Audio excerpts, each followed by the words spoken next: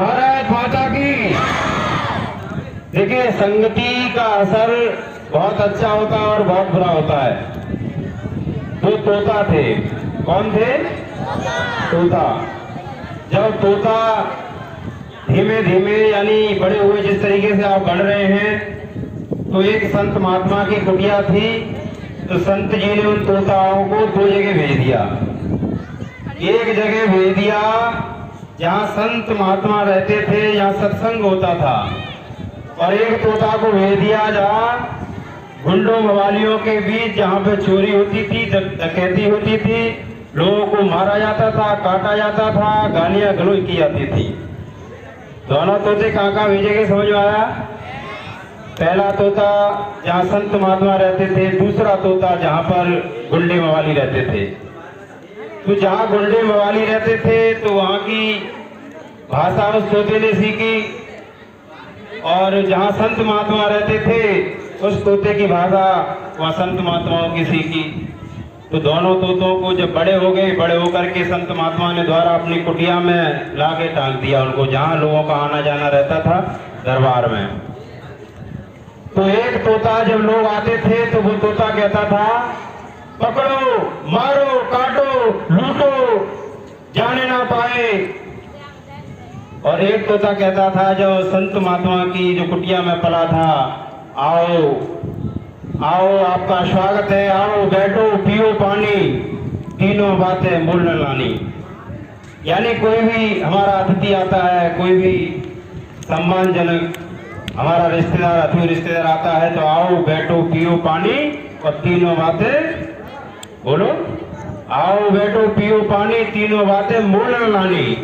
यानी आपको अपनी भाषा से आओ बैठो पियो पानी, पानी कहीं बोल आता है क्या घर में? आपके घर में पानी पिला सकते हैं, आओ बैठो पियो पानी, तीनों बातें बोलना नहीं। यानी ये सत्संग का असर हुआ दोनों तोतों पर। एक गुंडों के बीच जब रह करके बड़ा हुआ तो वो उन्हीं की भाषा बोलता था कि मारो, काटो, लूटो, ये जाने ना पाए। और एक संत महात्मा की कुटिया में बड़ा हुआ तो बोलता था, आओ बैठो पियो पानी, तीनों बातें बोलना नहीं।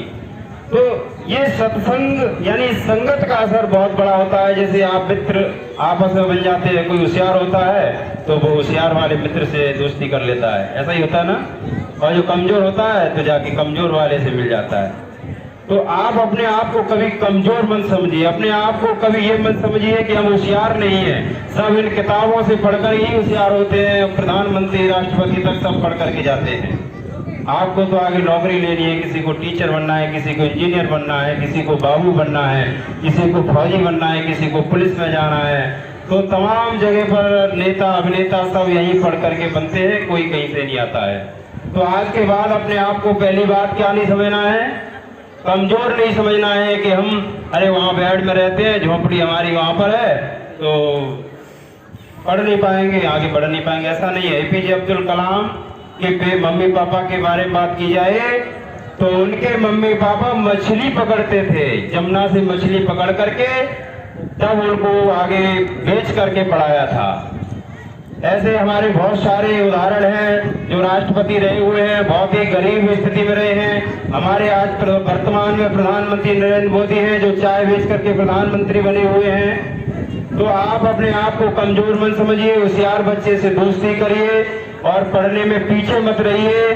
जो भी आपके अध्यापक अध्यापिका द्वारा दिया जा रहा है, सिर्फ आपको मेहनत करनी है। घर पे जाके आपको लाइट रहे या ना रहे, लेकिन आपको दिया या टॉर्च जला करके, मोबाइल जला करके पढ़ाई करनी है। करोगे कि नहीं करोगे?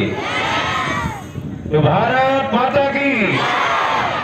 देखिए, आप 15 अगस्त स्वतंत्रता दिवस के महोत्सव पर मैंने आपको एक संगत का असर बताया। तो हमेशा सही की संगत करिए, बुरे की संगत मत करिए। सही की संगत हमेशा आपको काम देगी और बुरे की संगत कभी आपको काम नहीं देगी। जिस प्रकार से आपने देखा होगा, चंदन का नाम सुना है कि नहीं सुना है? कोयले का नाम सुना है कि नहीं सुना है? एक हाथ में आप कोयला पकड़ लीजिए और एक हाथ में चंदन को पकड़ लीजिए और दोनों को हाथ से रगड़ दिए और फेंक दीजिए। तो आप देखेंगे कि एक हाथ में जब जिसमें चंदन होगा वो चंदन रगड़ा रह जाएगा, जिसमें कोयला होगा वो काले हो जाएगा हाथ आपका। और जिसमें हाथ काले हो जाएगा, बार बार साबुन के धोने से भी उसमें काला ही थोड़ा बहुत बच जाएगा। इसलिए यदि आप बुरी संगत करते हैं, बुरे लोगों की संगत करते हैं, तो आगे जीवन में कहीं न कहीं बुरी संगत हमको पीछा नहीं छोड़ेगी, आपका कहीं न कहीं बुरा आपके साथ दुर्घटना घटित कर देगी। और दूसरी बात चंदन की लीजिए, चंदन यदि आपके हाथ में है तो आपको भी सुगंधित करेगा और आपके हाथ को भी महकते हुए नजर आएगा। इसलिए अच्छे लोगों की संगत करिए, अच्छी बातें सुनिए, अपने जीवन को कुशल और मंगल में बनाते हुए जीवन का आनंद लेते हुए आगे बढ़ाइए। तो इन्हीं बातों के साथ में अपनी वाणी को विराम देते हुए आप सभी बच्चों का स्वागत और शिक्षकों का स्वागत करता हूं। बहुत बहुत धन्यवाद। अनुराग कक्षा 6 में जो पार्क के बारे में स्पीच देना चाहते हैं वो आगे आए और इनके लिए